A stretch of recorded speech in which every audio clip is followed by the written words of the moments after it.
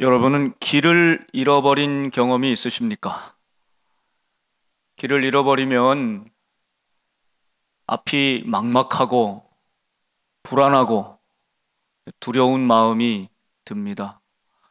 게다가 어두워지기까지라도 하면 정말 어디로 가야 할지 깜깜한 상태가 되지요. 여러분, 인생의 길을 잃어버릴 때도 있습니다.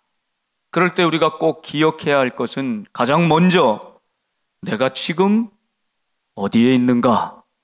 나의 현 위치를 먼저 알아야 합니다. 그리고 어디로 가야 할지 목적지를 분명히 할 때 다시 그 길을 걸을 수 있는 것이죠.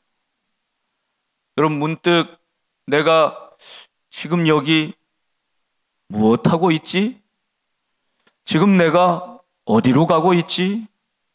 평생 수고하며 열심히 부지런하게 바쁘게 살아온 것 같은데 그 수고의 결과가 이러한 것인가? 허무하기도 하고 허탈하기도 하고 모든 것이 무의미하게 여겨질 때도 있지요. 인생의 길을 잃어버린 것입니다. 이럴 때 우울감도 깊이 찾아올 수 있고 살아서 무엇하나 회의감과 절망감이 찾아오기도 합니다. 길을 잃어버린 것입니다. 예수님의 십자가 앞에서, 그분의 죽음 앞에서 많은 제자들은 그들의 인생의 길을 잃어버렸습니다. 열심히 예수님과 함께 하나님 나라 꿈꾸며 살아왔는데 십자가 주님의 죽음 앞에서 그만 모든 것이 보이지 않는 막막함과 두려움과 절망이 찾아오는 길을 잃어버린 제자들입니다.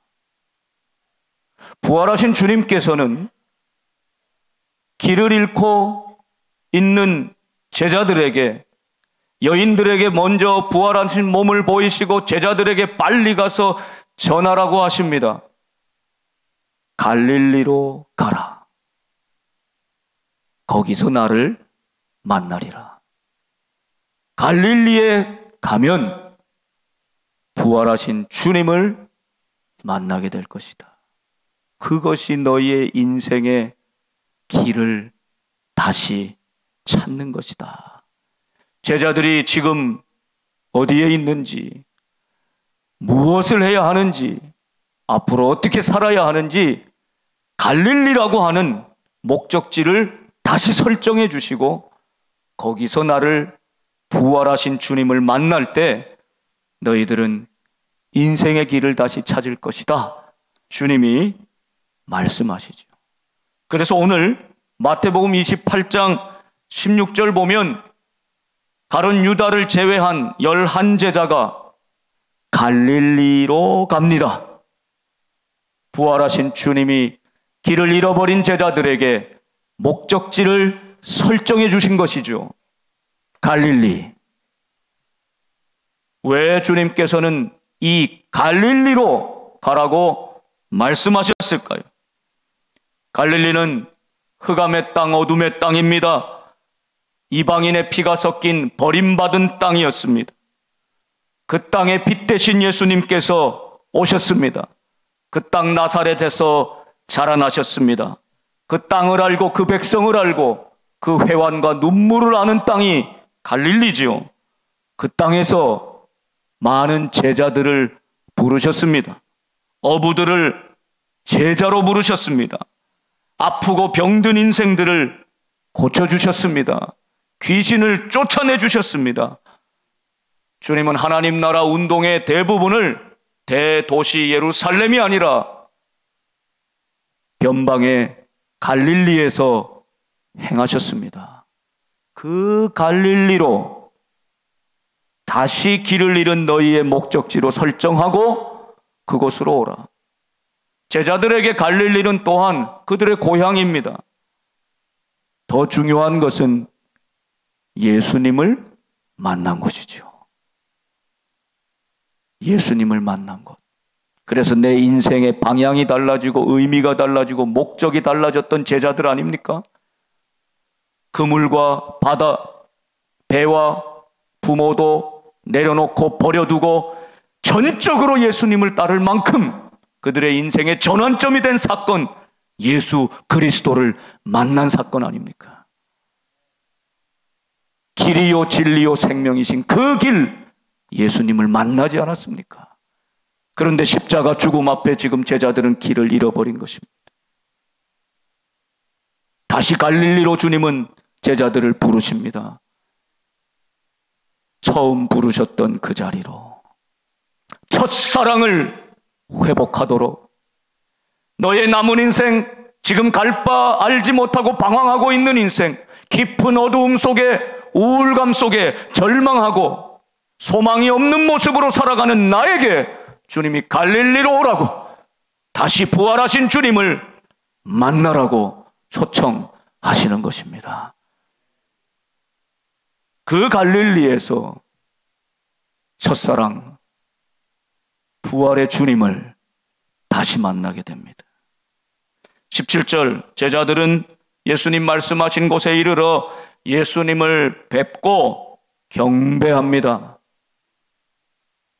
여러분, 우리가 예수님을 만나고 예배하는 삶이 가장 복된 인생인 줄 믿습니다. 오늘 예수님을 만나고 그 부활하신 주님을 제자들이 경배하였습니다. 그러나 문제는 아직도 의심하는 사람들이 있더라. 부활의 주님을 만났습니다. 그분 앞에 엎드려 예배하고 경배합니다. 그런데 여전히 의심합니다.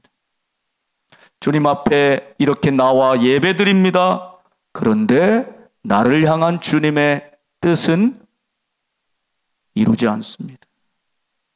주님 앞에 엎드려 예배합니다. 그러나 나를 향하신 주님의 시간, 주님의 때는 기다리지 못합니다. 주님 앞에 나와 겉으로는 형식적으로는 예배합니다. 형식은 예배입니다. 그러나 그 내용은 부활하신 예수님을 만나는 영적 체험이 없습니다. 오늘 부활하신 주님께서 갈릴리로 초청하고 제자들을 다시 만나주시고 예배드리는 현장에서도 여전히 의심하는 사람들은 있더라.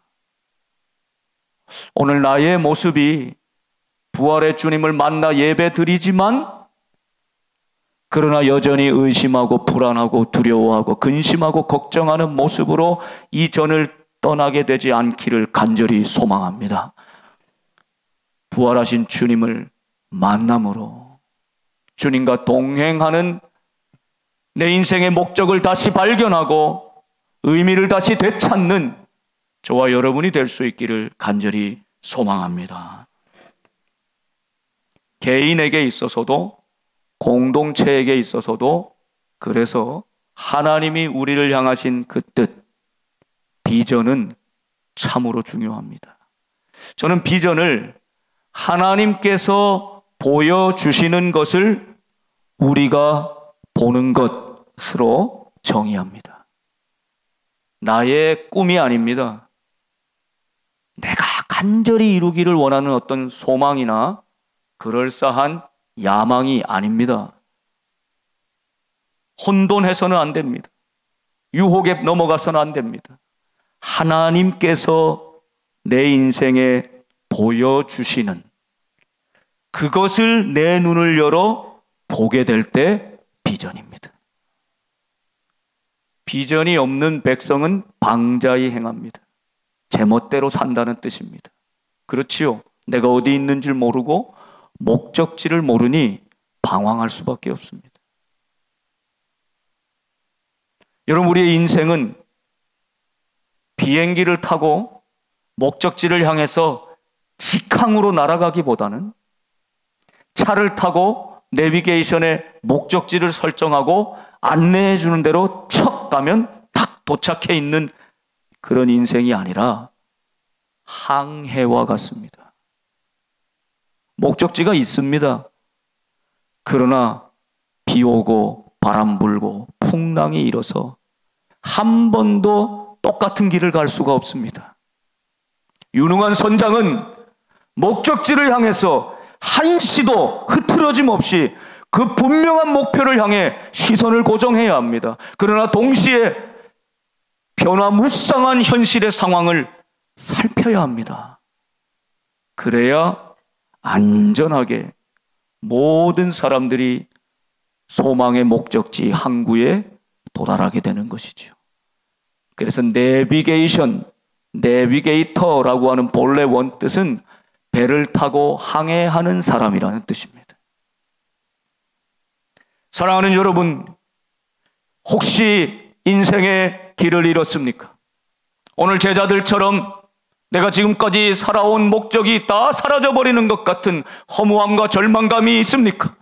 어떤 내 인생의 큰 두려움과 어려운 문제, 근심, 걱정 때문에 마음이 눌려서 내 길을 잃어버린 것 같이 허무한 사람은 없습니까? 오늘 주님께서, 부활하신 주님께서 제자들을 다시 부르시고 만나 주십니다. 그리고 말씀하십니다. 오늘 마태복음 28장 가장 마지막에 있는 이 말씀이 우리를 향하신 주님의 위대한 명령입니다. The Great Commission. 여기 커미션이라고 하는 말은 위임해 주신 것입니다. 오늘 주님 말씀하십니다. 하늘과 땅의 모든 권세를 내게 주셨다. 하나님 아버지는 아들 예수님께 하늘과 땅의 모든 권세를 위임해 주셨습니다.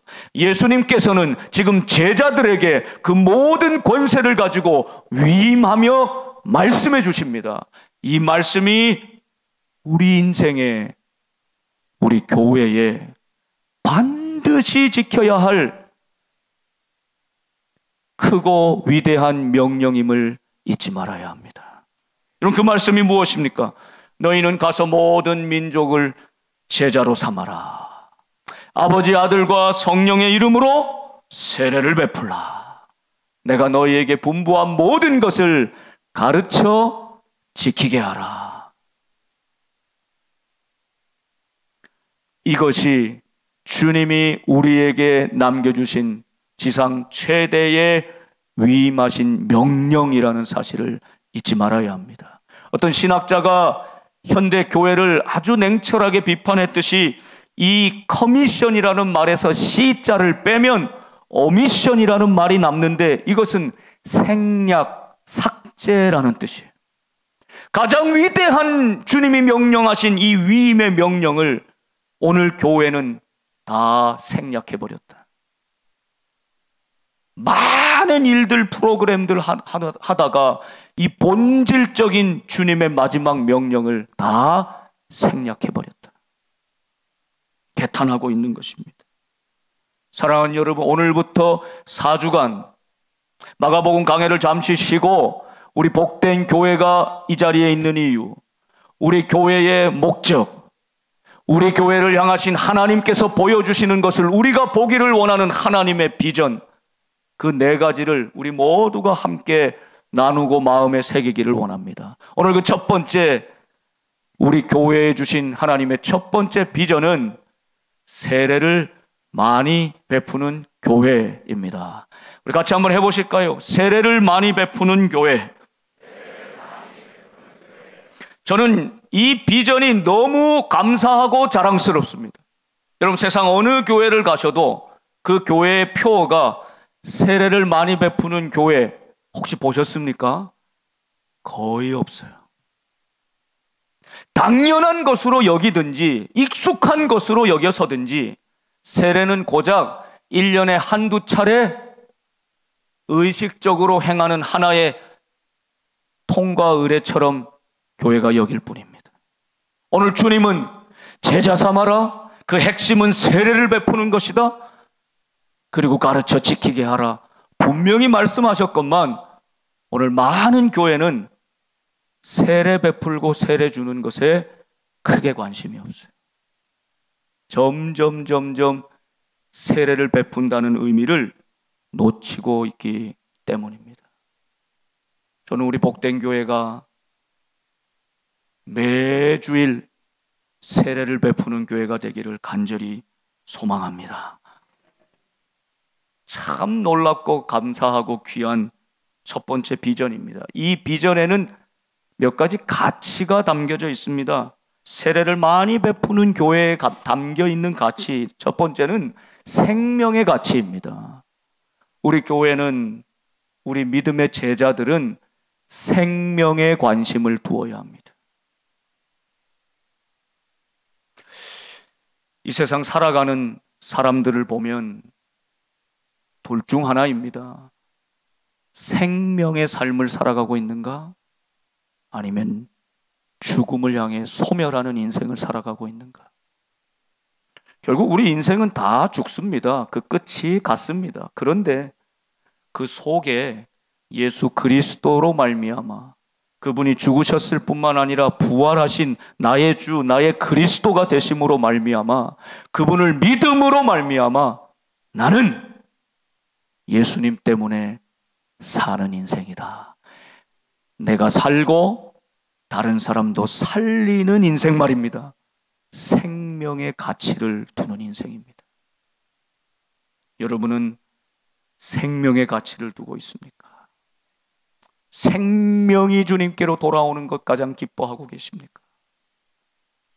유능한 구급대원이나 소방대원의 이야기를 들어보면 다른 사람들은 야, 어떻게 그렇게 오랫동안 일하면서 그렇게 힘들게 일하면서 쉬는 날도 없이 남들 공휴일 쉴 때 더 열심히 일해야 되잖아요. 그렇게 일하면서 도대체 이렇게 많은 사람을 살려낼 수 있습니까?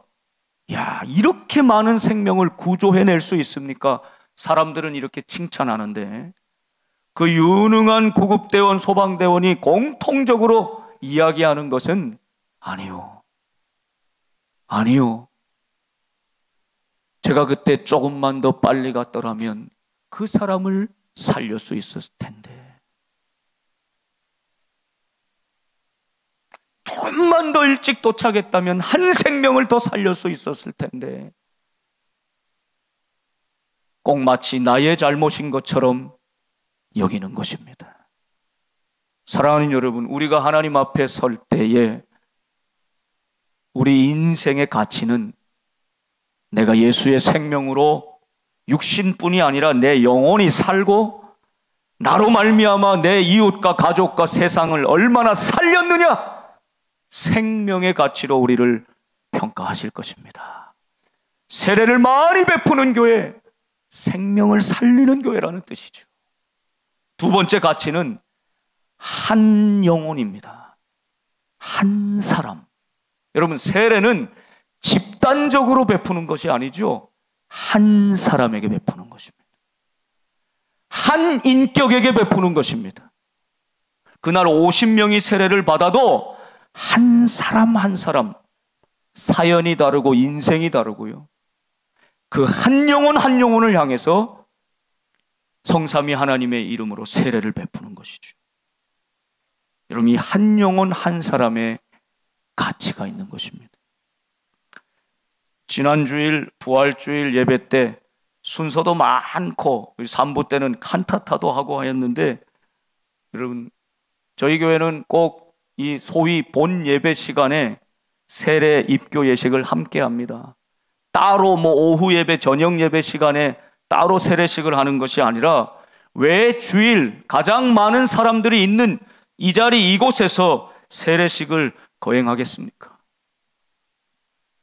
그 세례식 자체가 그 한 영혼 한 영혼에게는 다시 태어나는 생명의 시간일 뿐만 아니라 먼저 믿은 우리에게는 우리의 예수 안에 진짜 가족이 다시 태어나는 날이므로 온 교우들이 축하하고 축복하며 오늘 성전을 처음 나와 축복 기도를 받은 아이처럼 세례받은 우리 자녀들이 우리의 한 가족임을 받아들이는 것이고, 여러분, 그분들의 한 분 한 분의 이야기와 간증을 들으면 어느덧 나태해져가는 나의 믿음 생활을 진지하게 돌아보게 되지 않습니까?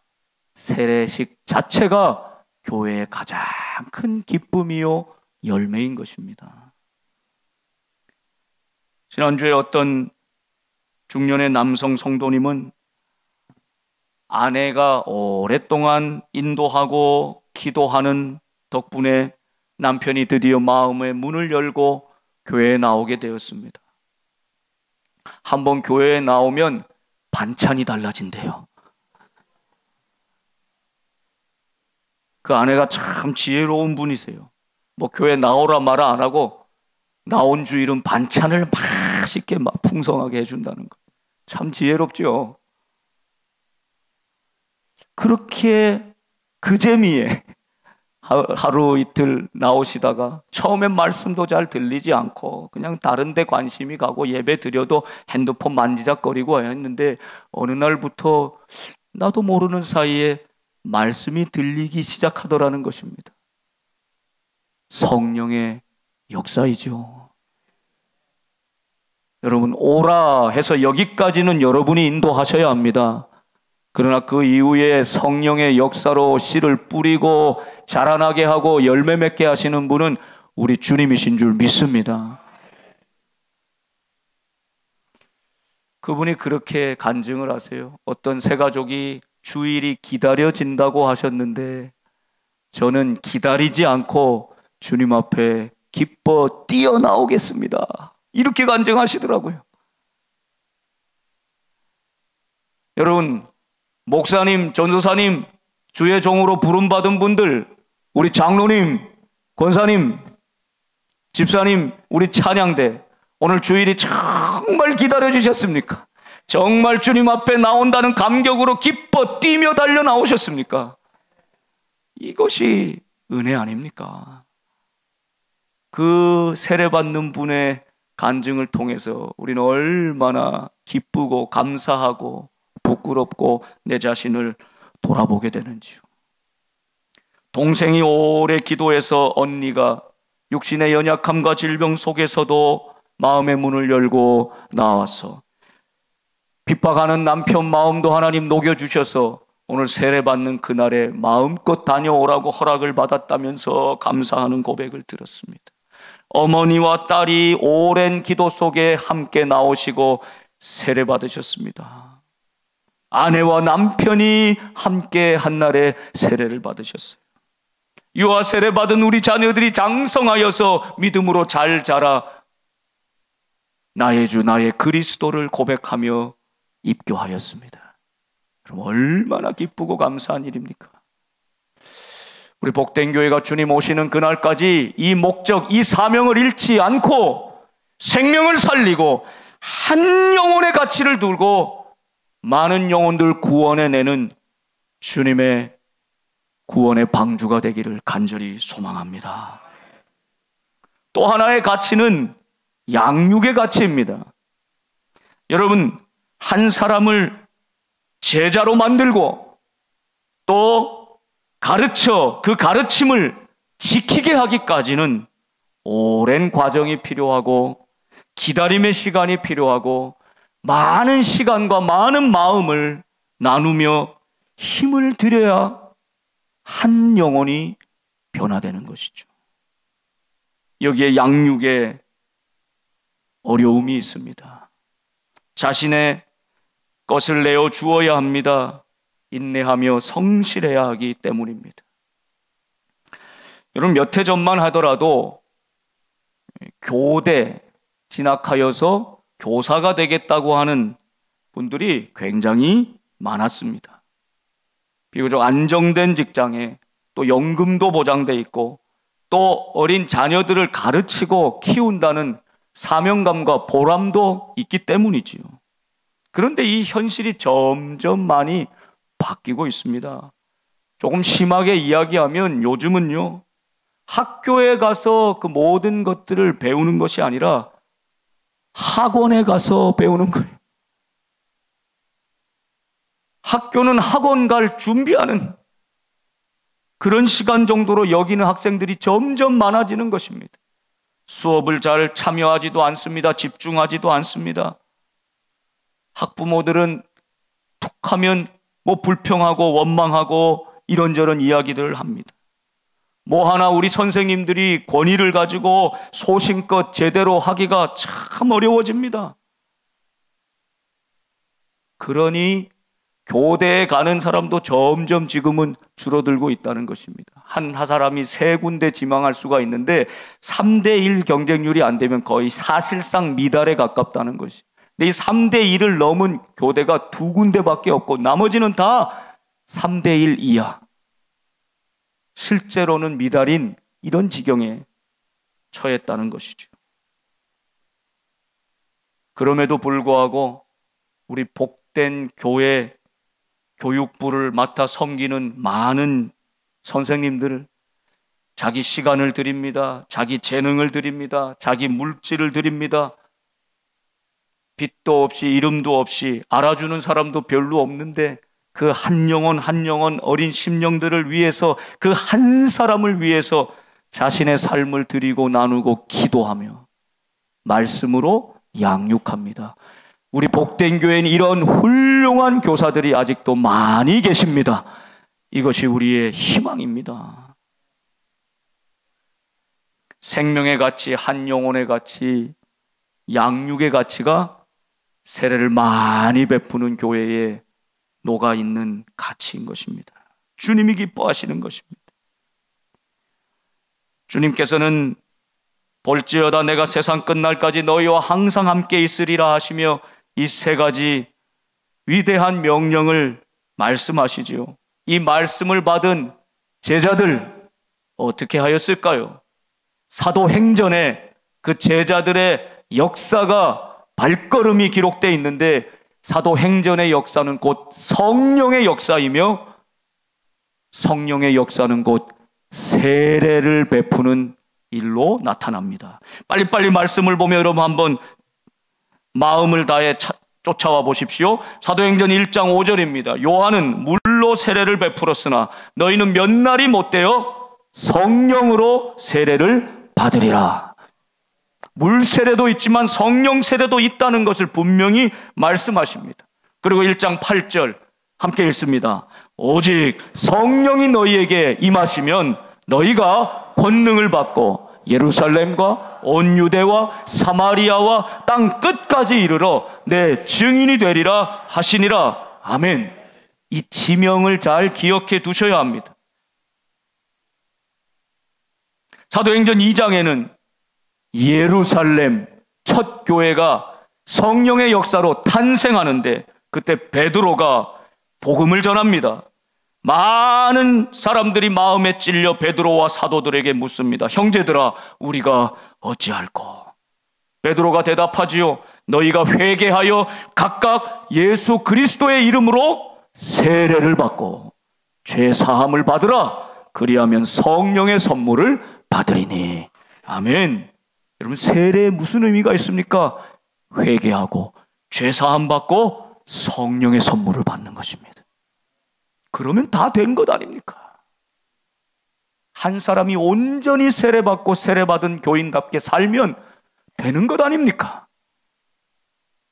그 말을 받은 사람들은 세례를 받음에 이날의 신도의 수가 3,000이나 더하더라.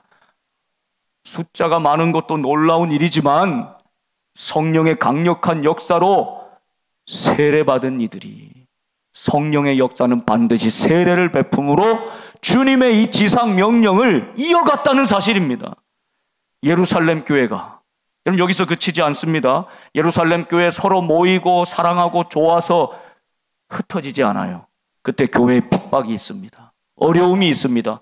그랬더니 제자들이 비로소 흩어집니다. 사도행전 8장이죠. 12절 빌립이 사마리아 땅으로 갑니다. 하나님 나라 예수 그리스도의 이름에 관하여 전도함을 그들이 믿고 남녀가 다 세례를 받으니 드디어 사마리아 땅에 가서도 세례를 베푸는 것입니다. 따라다니던 마술사가 있었습니다. 자신도 어떤 권능으로 돈이라도 벌어보려고 따라다니던 이 시몬도 세례를 믿고 세례를 받은 후에 전심으로 빌립을 따라다니며 그 나타나는 표적과 큰 능력을 보고 놀라니라. 아멘. 사마리아 땅에 세례의 역사가 있는 것이죠. 여러분, 거기 에디오피아 간닥의 여왕의 국고를 맡은 내시가 하나 그곳에 와 있습니다. 놀라운 하나님의 섭리로 이 빌립을 만나게 되지요. 38절, 이에 명하여 수레를 멈추고 빌립과 내시가 둘 다 물에 내려가 빌립이 세례를 베풀고, 둘이 물에서 올라올새 주의 영이 빌립을 이끌어간지라 내시는 기쁘게 길을 가므로 그를 다시 보지 못하니라. 여러분, 이 에디오피아 여왕의 내시 신하에게 사마리아 땅에서 세례를 베푸는 거, 이 상상할 수 있는 일입니까? 여러분, 이것이 놀랍게도 에디오피아 땅에 기독교 복음의 역사가 전파되는 위대한 통로가 되는 것입니다. 그럼 지금도 에디오피아 지역에는 캅틱, 이 그리스도교 얼마나 오래된 역사로 발달해 있는지 몰라요. 여기서 그치지 않습니다. 사도행전 10장에는 베드로가 유대인들에게만 행하였던 이 세례가 아니라 이제 이방인들에게도 세례를 베풉니다. 고넬료의 집이죠. 47절, 이에 베드로가 이르되 이 사람들이 우리와 같이 성령을 받았으니 누가 능히 물로 세례 베품을 금하리요 하고, 고넬료의 가정에는 성령의 역사가 먼저 나타났습니다. 그랬더니 물로 세례를 베푸는 것을 누가 금할 수 있겠는가? 명하여 예수 그리스도의 이름으로 세례를 베풀라 하니라. 여러분, 이방인에게도 세례를 베푸는 역사가 일어나지요. 이제 사도 바울이 예수 그리스도를 부활하신 그 주님을 만나고 가는 곳마다 세례를 베풀고 교회를 세웁니다. 사도행전 16장에 빌립보 감옥에 갇혀 있었을 때 그 간수에게 복음을 전하지 않습니까? 33절, 그 밤 그 시각에 간수가 그들을 데려다가 그 맞은 자리를 씻어주고 자기와 그 온 가족이 다 세례를 받은 후, 그냥 지나쳐서는 안 됩니다. 그냥 지나갈 수 없습니다. 세례를 받았다. 음식을 차려주고 그와 온 집안이 하나님을 믿음으로 크게 기뻐하니라. 성령 충만한 역사 가운데 반드시 세례를 베풀고, 거기 가정이든지 길가든지 그곳이 감옥이든지 그곳이 하나님의 전 교회가 된 것입니다. 교회는 왜 이곳에 있습니까? 세례를 베풀기 위해 있는 것입니다. 우리 온 성도들은 어른들로부터 어린 자녀들까지 복된 교회는 세례를 베푸는 곳이다 라고 하는 이 생각을 놓쳐서는 안 됩니다. 주님의 명령이기 때문입니다. 우리가 여기서 얼마나 많이 삐뚤어져 나와 있는지, 주님이 관심이 있는 생명에, 한 영혼에, 양육에 관심이 없고 열심히 믿음 생활했는데 평생 내 믿음 생활을 통해 한 사람도 세례받게 하지 못하였습니다.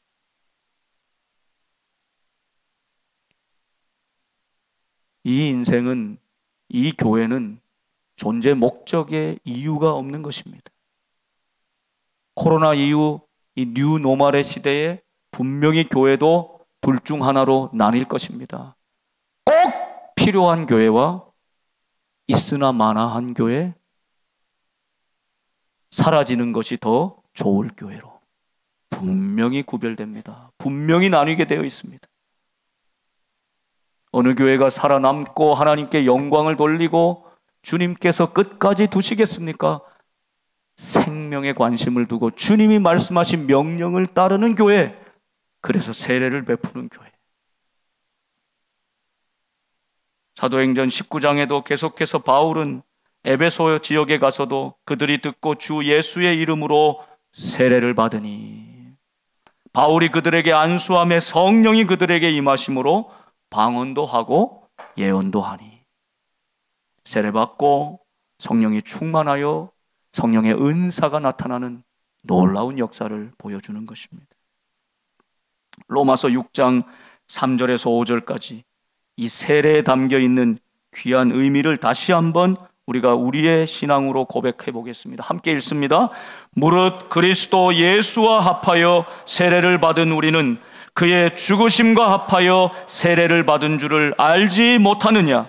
그러므로 우리가 그의 죽으심과 합하여 세례를 받음으로 그와 함께 장사되었나니 이는 아버지의 영광으로 말미암아 그리스도를 죽은 자 가운데서 살리심과 같이 우리로 또한 새 생명 가운데서 행하게 하려 함이라. 만일 우리가 그의 죽으심과 같은 모양으로 연합한 자가 되었으면 또한 그의 부활과 같은 모양으로 연합한 자도 되리라. 아멘. 십자가와 부활이 예수님의 복음이었다면 그 복음을 믿고 따르는 우리 신앙의 두 기둥이 십자가와 부활이라면 그 공통 분모는 세례라는 것입니다. 주님과 연합하여 세례받음으로 함께 죽고 주님과 연합하여 세례받음으로 부활한다. 이것이 성도의 고백인 것입니다. 우리 복된 교회가 이 자리에 있는 이유, 길을 잃지 않고 주님 오실 때까지 끝까지 초점을, 목표를 뚜렷이 해서 우리의 눈빛이 달라지고 우리의 표정이 달라지고 우리의 자세가 달라지고 우리가 생명 가득한 열정으로 충만하여서 바라보며 달려나가야 될 목표는 세례를 많이 베푸는 것입니다. 비전이 있는 사람 망하지 않습니다. 비전이 있는 사람 자기 멋대로 살지 않습니다. 방황하지 않습니다. 70, 80이 되셔도 하나님 내 인생을 여기 존재하게 하신 이유는 내 눈 감기 전에 주님 품 떠난 자녀도 자손도 다 주께로 돌아오게 세례받게 하고 세례받은 제자로 살게 하는 것이 나를 살려두신 목적이시구나. 여러분, 눈 감기 전에 자녀 손들이 다 세례받게 되기를 소망합니다. 예수와 연합하여 살고 죽는 인생들이 될 수 있기를 소망합니다. 비전이 있는 교회, 하나님께서 우리 교회에 보여주시는 하나님의 뜻을 함께 바라보는 교회, 세례를 많이 베풀어 영혼 구원하는 교회, 한 영혼의 생명에 관심을 가져 예수 그리스도의 제자로 만드는 교회, 물세례뿐 아니라 성령의 세례를 받아 성령의 권능과 은사와 열매를 풍성히 누리는 교회, 우리 복된 교회가 되기를 간절히 소망합니다. 기도하겠습니다.